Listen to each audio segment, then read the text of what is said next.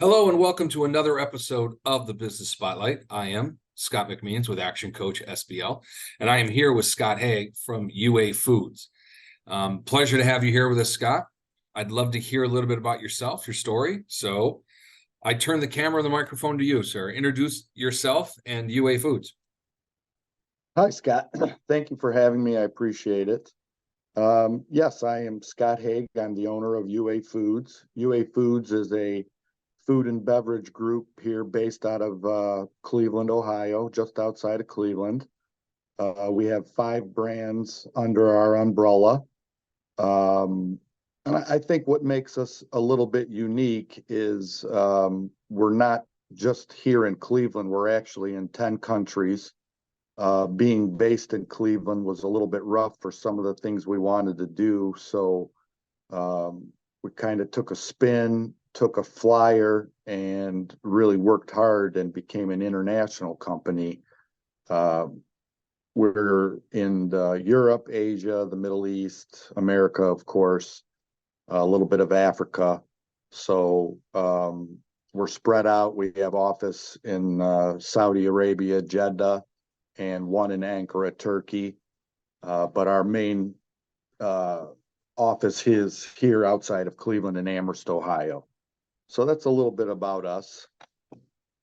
Outstanding. So if I'm thinking about a multinational or an international company founded here in Cleveland, Ohio, how is it that you got to be international? So talk me a little bit through the idea and the story of UA Foods from where you where you started in Cleveland and how you were successful enough to grow outside the States, or honestly outside of the Cleveland area. Sure. Well, UA Foods basically is, as I said, we're 5 brands. One was started by my father in 1981, Uncle Al's Pizza. Another one I bought, which is my most successful brand, is Arabica Coffee House. They started here in Cleveland in 1976. In 2003, I was brought in to be the operations manager. There was a lot of internal problems between ownership. And really, I found that what I wanted to do or what I needed to do had to be done with me in charge. So I basically said, look, I'll do this, but I want to buy the company. So I bought the company first, and laid things out, was able to expand. Really what I did was I made a conscious effort, really over the internet, was I contacted franchise attorneys, food service groups, operators, things like that. Maybe out of 100 emails, I might get 1 return, but if the 1 return was successful, then it was a good night. I'd be up till 3 or 4 in the morning because basically what I was trying to go for was the markets, across the world, new emerging markets I kept reading about, and I kept thinking, we have great products, great service. American companies are second to none. Why can't I be part of this? So that's really what we did. And I have a pretty good network. I just merged with a smaller roaster in Turkey. Now we have our own roasting company based in Asia as well. So we're able to do a lot of things. That's impressive. You bought the company and you had a chance to grow it. What are some of the keys to your growth? I mean, I understand sending out emails and getting connected within your network, but what would be some of the things, Scott, that you would identify as the keys to your growth and your success with UA Foods? Pretty easy. It's working with good people, serious people, and then also doing what you say you're going to do, either as a person or as a company. Our reputation really began to grow because we would outperform or we would work harder than what the people actually probably expected from us. So we got better results. Do what you're supposed to do, be honest. If you can't do something, flat out say it, because it's better to be honest up front than to carry out a lie. It's just not worth it. So, stick to your integrity, do the right thing, and work hard and hope you have good products to serve. That's also very much part of it. Yeah, I think the idea of having a good product, people misinterpret that as being the only thing you need is good product, and that the rest of it takes care of itself, right? But as Yeah. I think you could tell the audience that as good as your products are, it's everything that works around that product to make it successful, and no matter what market you go to. All markets have different, very unique needs, but it still boils down to, are you being taken care of, and how do you feel when you're done making the purchase? That's the biggest criteria I think most people have for deciding to go back. So with that in mind, what is it about your service? What is it about the things that UA Foods does to separate yourself? How does that work out for you as compared to your competition? You've given us a number of different ideas. I'm just curious, how does it compare to your competition, and what are they doing about it to combat you?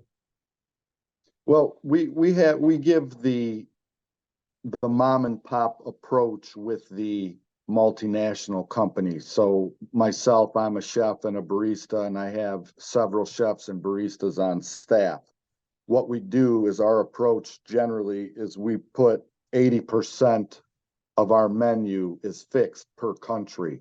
Then we leave about 20% to fit into the local culture, give some customarity to our products. So people might come in and try something that maybe they're used to already, then they enjoy it, then that helps to open the menu up and try different new things. Word of mouth, social media is huge. That's a huge driver.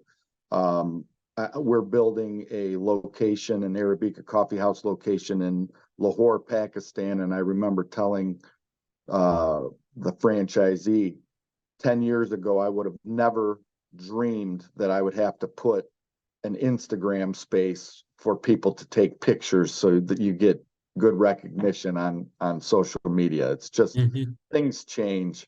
You work hard. We always have a business plan, but I'm a different person to where it's more of an outline, because every day something new could happen, and you have to be open to that to be able to adapt and adjust. COVID changed a lot of things. The world, actually, the food service world, is totally different now than it was before. So you really have to be adaptable. You have to adjust. You have to really, we turned a lot to technology that helped pull us through. A lot of things like that. We're opening training centers and things in different countries. You don't even have to open a franchise. It's just to show and give good quality service to customers. And it gives, obviously, people in different countries a chance to get a better job, a better paying job as well. That's outstanding. The idea of COVID, I want to just real quickly go back to that comment. I think COVID devastated, or had the potential to devastate, a lot of companies, in particular the food service industry. So Scott, what is it about your navigation through COVID that allowed you to stay so strong and viable? What was it that you guys did? Well, I'm going to be flat out honest. It was brutal, brutal, brutal. And I think just people that know what they're doing or were able to adjust are the ones that made it through. And it's not like we prospered. It was maybe by the skin of our teeth, but we made it. We turned to technology a lot, platforms, digital delivery services, all the things that we replaced normal customers coming in. We were able to spin really quick. Actually, we spun all of our services within a week, because we knew if we didn't, we wouldn't be able to survive. That was for sure. If people wanted your product but weren't able to come out, you still had to be able somehow to offer it to them, and offer it to them fast. So that's really what made us get through things. Yeah, so I mean, I'm intrigued by the success. When you say you altered or you switched up your delivery within a week, um, that could not have been an easy task. I'm assuming it was somewhat Herculean in an effort to get people to change the way they did things, both within the company and the clients that you're working with. Is there anything unique that you could speak to that said this is why we made the shift and this is what we did during the shift that made us successful? Was there anything that stands out? Well, I just felt that if we stayed true to our core beliefs, that we would be able to make it. And I remember when the governor said, okay, we're going to be closed, nobody can come in for dine-in here in Ohio, starting the next day, which it was Sunday on a Monday. We by Friday had gone digital. We had all of our platforms onto one tablet where we were able to get all of our to-go orders that streamed and printed right away. And we showed the technology. We had a Zoom meeting with everybody, and we said, look, if you don't do this, you're not going to make it. And it's the people, unfortunately, that didn't have the foresight to really think about it. See, we had a pizza delivery background being from my family. So we kind of thought, hey, we've been doing this forever. We can do it with all of our companies. There's no reason not to, especially the delivery platforms, they offer their own delivery personnel. So that was something that we didn't have to worry about. All we had to do was make the product, make sure it was correct, and ship it out the door. And that really pretty much saved us. Scott, the intestinal fortitude that it takes to make a decision on Monday, to move forward on a plan and execute it by Friday. I'm assuming there were some gut-wrenching moments. I'm assuming there was a lot of tension among the family and the business. So I give kudos to you for the leadership that it took to get that not only identified, but executed. So kudos to you, because I know that could not have been easy. Thank you. Oh, But the whole thing is I told everybody, I started out by saying, I've been through way worse and so have you. This is just an unknown thing. That's why it's scary. Let's navigate it and we're going to get through. And that's it. This isn't going to last forever. Things will be different, but it's not going to last forever. Scott, that is strong, dedicated leadership towards a mission that you have for your organization. And obviously UA Foods has been benefiting from this for quite some time. And not too many people are able to see the opportunity. They only see the negativity. So again, kudos to you for following through on not only telling the team, hey, we've all been through something much worse than this, but now now that we're done having our pity party, let's move forward. Right. There's That's nothing else we outstanding. could do. It's either fold up the tent and go home, or let's continue to keep our ball and play. I want to play. Yeah. Now, so real quick, you're in 10 different countries, right? How many different locations are you managing, or at least have affiliation with through the franchise memberships? We're approaching 500 currently. Okay. We would have been about 700, but we did lose. I mean, we did lose people. Also, there was no way in the world as a franchise company that I could collect royalties from people. I said, don't worry, let's just get through this. So, we went from very fruitful to, like I said, just getting by the skin of our teeth, because it was either I keep these people open or we're all going to close. So Yeah. that was another decision that we had to make. So you went from how long of a period did you go without collecting royalties? 24 months. Okay. And out of curiosity, Scott, how many locations do you think were saved based solely on the idea they didn't have to deal with paying royalties? Oh, a lot, a lot.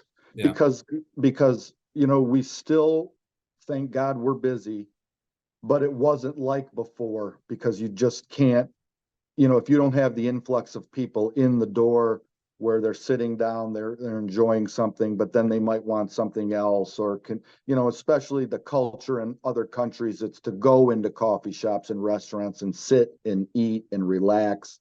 And that's the culture. Here in America, we're on the go. It's just totally different. So it was a huge cut into our budget, which we're still paying for. But like I said, I would have lost maybe three-quarters of them because the royalties off of, you're down, let's say 30-35%, and then to still demand payment, not not good. Well, kudos to you because those are tough times managed by tough people. And I can't imagine it was an easy decision, but as it turns out, it was the right decision. And for what it's worth, you've made comment to, and I took some notes down here. Do what you're supposed to do, be honest, hold your integrity, work hard, and have a good product. Those were essentially the things you made comment to. When you have a platform that says to the so many odd franchisee locations out there, the 500 or so odd, for a course of 24 months, I'm not going to take a royalty. That screams integrity, and that screams doing the things you're supposed to do. And this is not an effort by me to give you sanctum, okay? But it is an effort of My me mother would looking. not agree with that. But it is something that I think you need to be recognized for. And I'm sure there's 500 families that own these locations that might actually write a submission for you to be sainted, because that is a fantastic thing to do. And again, the other thing I think is important to say is you see through the short term because of the long-term commitment to your integrity and your values as a business owner. And that can't be underlooked at all, because that is significant. And I give you a lot of credit for doing that. Thank you. Thank you. Oh, it's my pleasure.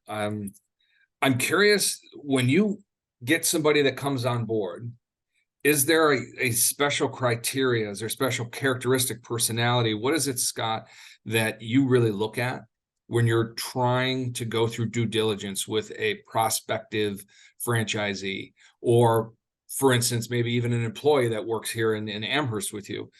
What is it that you really like to look for in the people you have on your team, whether it be in the business that you have direct control over or the franchises? That's so easy.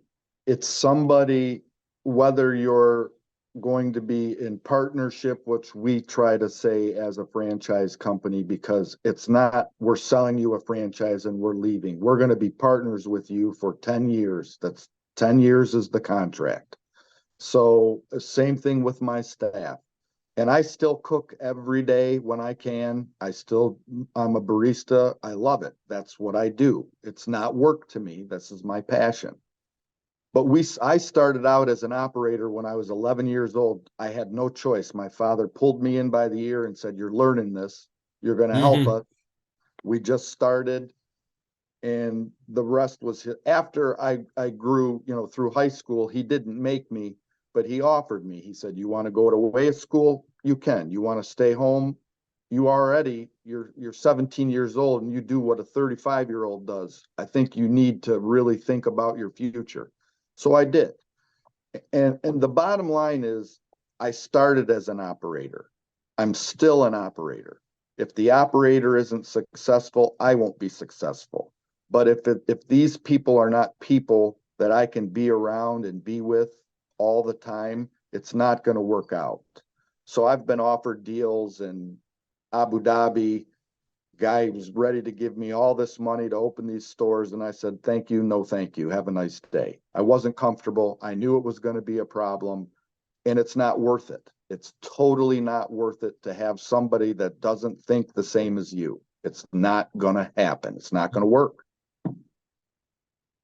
Is there something that you would point to, Scott, that is the keystone to the way you think that has allowed you to gather so many partners and have a successful business? What is it that you think? What is your overall philosophy on things? It's what you had recited back to me. Okay. If I can tell somebody's not being honest, or if somebody's all about themselves and, I've done this and I do this and I'm going to change that, I don't need you. I don't want you. I'm all about changing and ideas and things like that. But for somebody who is not in the business and thinks that they know more than us already, it's doomed.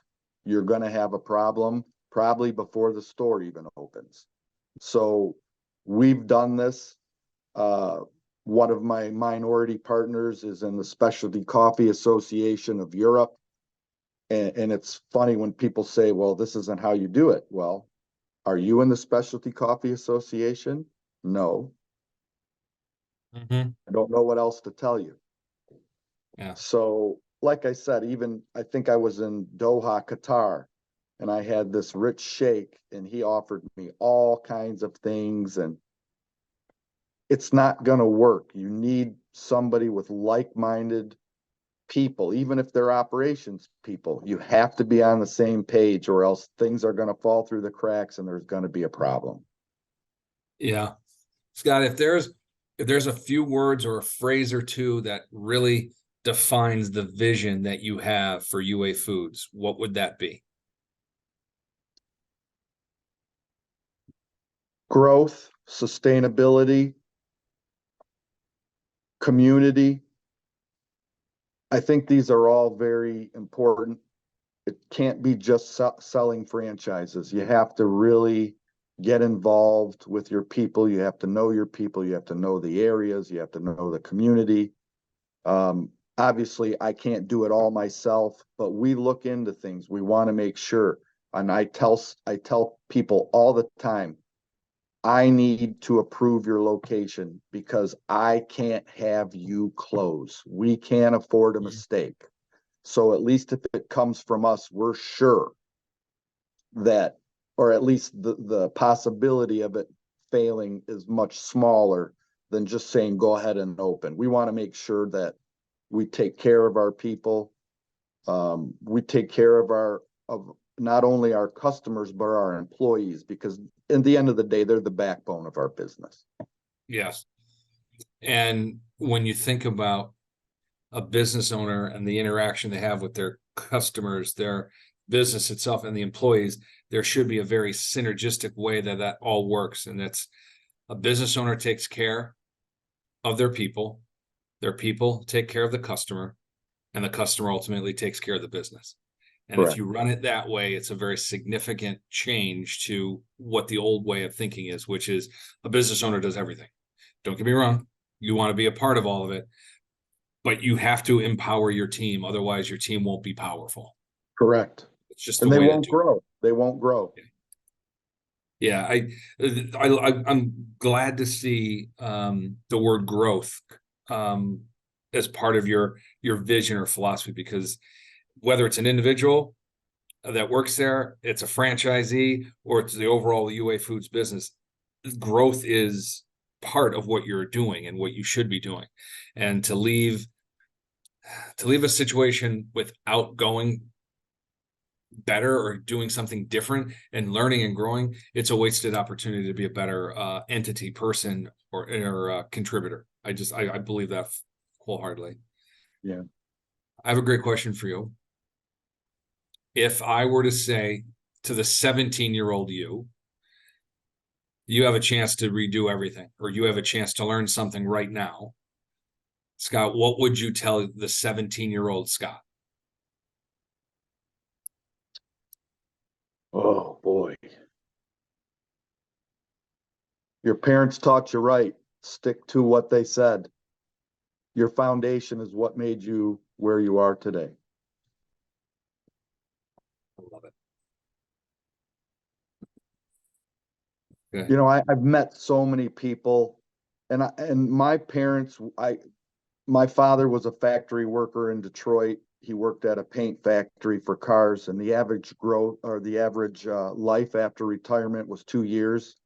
So we took a chance and moved to Cleveland, and I watched two people work nonstop for 10 years and take one business with all their money, and then 18 months we had 3 locations. It was just amazing, amazing. Yeah. And I still, the things that they told me all ring true. I love that. I love that. This has been a great conversation, and unfortunately it's coming to an end. Is there words of advice, words of wisdom, Scott, that you would want to have the audience listen to, pay attention to, and embrace? If you had something to say to a brand new business owner, what would you say to them? First of all, you don't just jump into something. You need to be funded. You must be funded, especially after COVID. Things have gone up probably across the board, not just in my business, but in most businesses, about 30%. And I know at least here in Ohio, that's true. You have to be funded. You have to have a plan. And you really kind of need to stick to it, but you have to have flexibility if things change. You need to be able to pivot when it's time to pivot. Yeah, you've made it clear on some other conversations. Adjust and be adaptable, and that rings true for your thoughts. Yeah. I appreciate you spending the time with me here today, and I welcome everybody to click on the links down below to get more information about UA Foods and how you can visit their locations and get more involved. And we will see everybody on the next episode of the Business Spotlight. Thank you so much, Scott. Thank you.